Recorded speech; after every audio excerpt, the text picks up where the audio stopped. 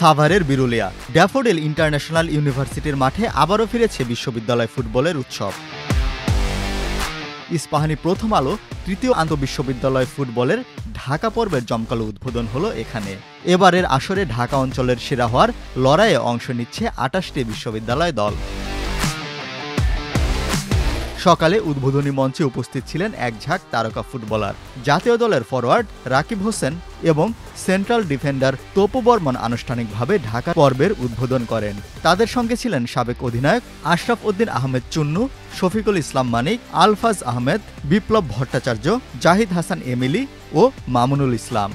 এরকম বড় বড় টুর্নামেন্ট যদি আয়োজন হয় তাহলে কিন্তু অনেক বড় বড় প্লেয়াররা উঠে আসবে আমি মনে করি। কারণ ফুটবলাররা একটা পরীক্ষা দরকার, যেমন পড়াশোনা এক্সাম দরকার আছে, এরকম ফুটবলারদের জন্য একটা এরকম টুর্নামেন্ট বিকল্প না। কারণ এরকম একটা টুর্নামেন্ট যদি সব সময় আয়োজন করতে পারেন এবং আরও জেলাভিত্তিক অথবা এরকম, তাহলে আরও ভালো ভালো ফুটবলার উঠে আসবে আমি মনে করি। ইউনিভার্সিটি তো সবসময় পড়াশোনার মধ্যে ব্যস্ত থাকে, তারপর আপনারা যে অর্গানাইজটা করেছেন ৩ বছর ধরে, এবার শুনলাম যে ৪৬টা টিম অংশগ্রহণ করেছে, মানে ৪৬টা ইউনিভার্সিটি অংশগ্রহণ করেছেন।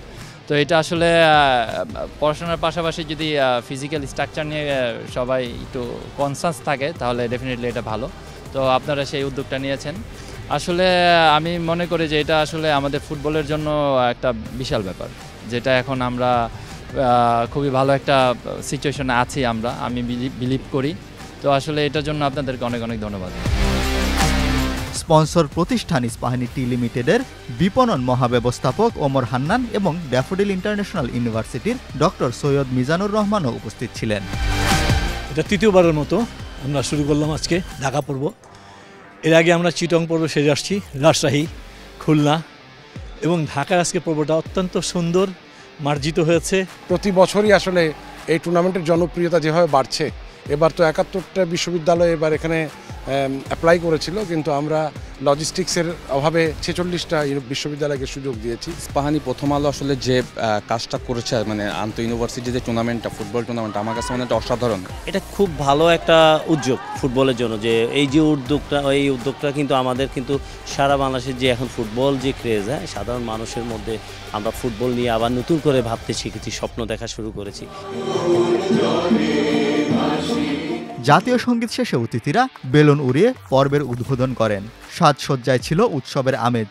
সারি বেঁধে শিক্ষার্থীরা উপভোগ করেছেন উদ্বোধনী দিনটির ম্যাচ।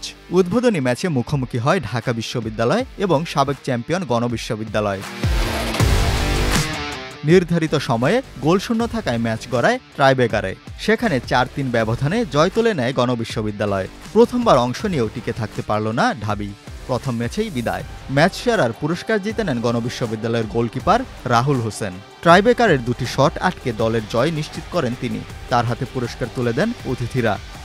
ইস্পাহানি প্রথম আলো আন্তঃবিশ্ববিদ্যালয় ফুটবলের তৃতীয় বছর এটা।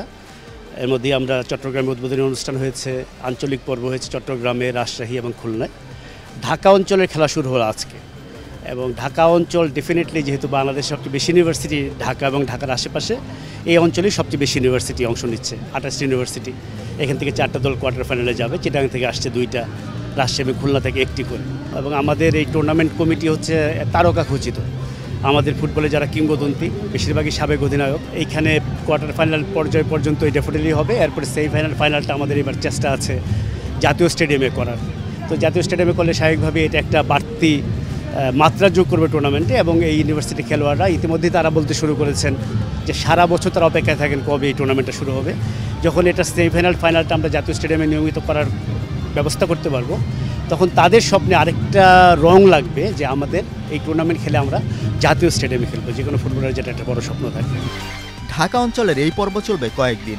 ২৮ দলের লড়াই শেষে নির্বাচিত হবে রাজধানীর সেরা বিশ্ববিদ্যালয় ফুটবল দল।